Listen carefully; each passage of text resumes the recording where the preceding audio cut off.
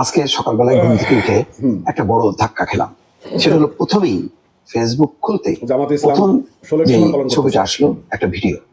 সেই ভিডিওতে দেখা যাচ্ছে যে ডাক্তার শফিকুর রহমান জামাতের আমির একটা জিপে, খোলা জিপে বাংলাদেশের পতাকা হাতে আগাচ্ছেন এবং তার গাড়ির সামনে পিছনে লক্ষ জনতা, লক্ষ জামাত কর্মী বা জনতা যাই হোক না কেন, মানুষের সয়লাভ।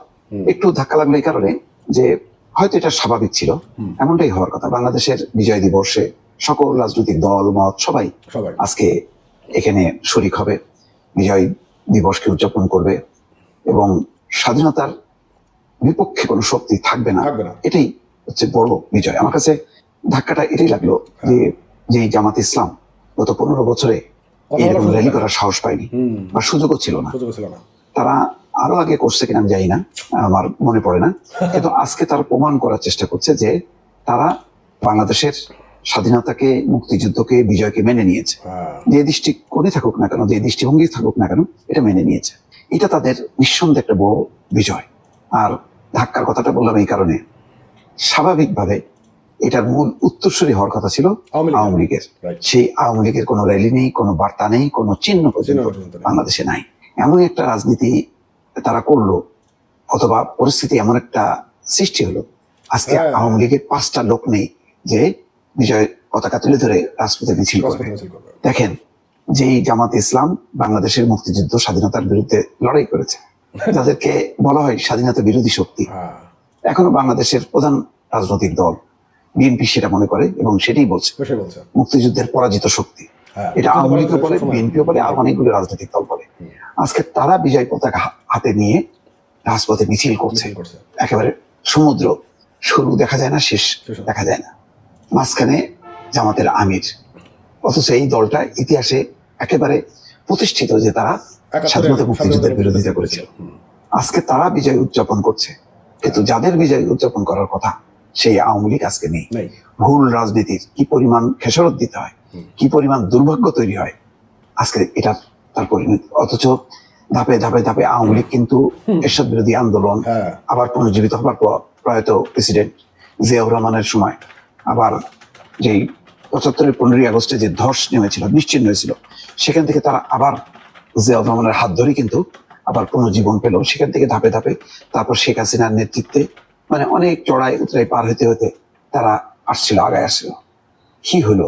2008-এর নির্বাচনও হলো, হঠাৎ করে তাদের মাথার মধ্যে খেললো যে তত্ত্বাবধায়ক সরকার ব্যবস্থা বাতিল করে দিতে হবে। বাতিল করলে কি হবে? তাদের ক্ষমতায় থাকাটা চিরস্থায়ী হবে। আর কি করলো? হঠাৎ করে যুদ্ধাপরাধীদের বিচারের নামে একের পর এক ফাঁসি দেওয়া শুরু করলো, একদম পরিষ্কার বিভাজন। বিএনপি বললো আমাদেরকে তো 21শে আগস্ট নিশ্চিহ্ন করতে চাইছিল, আমরা তার প্রতিশোধ নিলাম অন্যভাবে। আমাদেরকে যারা নিশ্চিহ্ন করতে চাইছিল আমরা তাদেরকে নিশ্চিহ্ন করবো। এই নিশ্চিহ্নের খেলা শুরু হলো।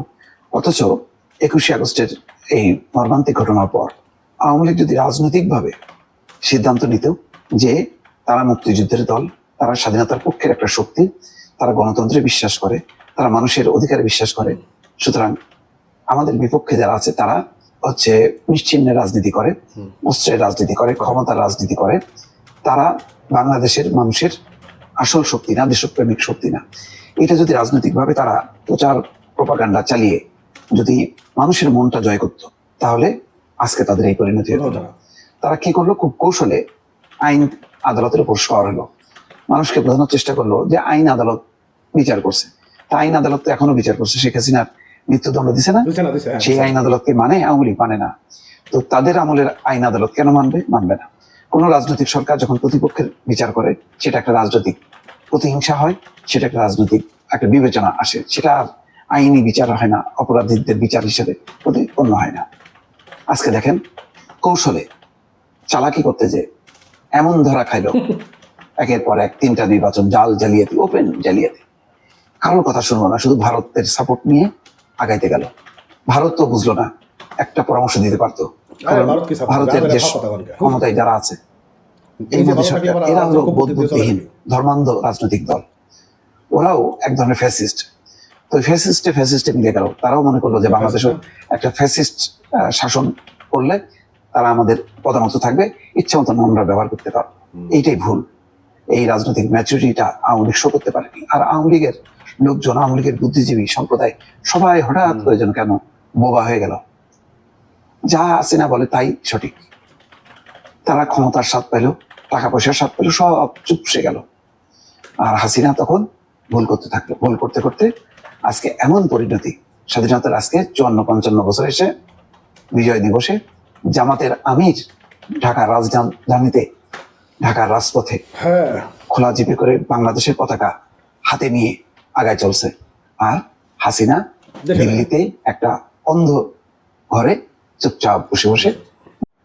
সত্যি বলতে এটাই হচ্ছিল ভাগ্যের পরিহাস। তবে আওয়ামী লীগ দল হিসেবে যথেষ্ট ভালো একটি রাজনৈতিক দল।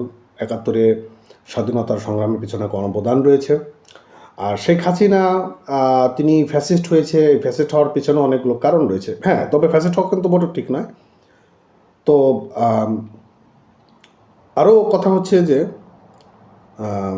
আওয়ামী লীগ এদেশে সুস্থ নির্বাচন দিলেও 71 বিরোধী চক্র সবসময় কাজ করত। এটাও সত্য কথা। ভালো থাকেন।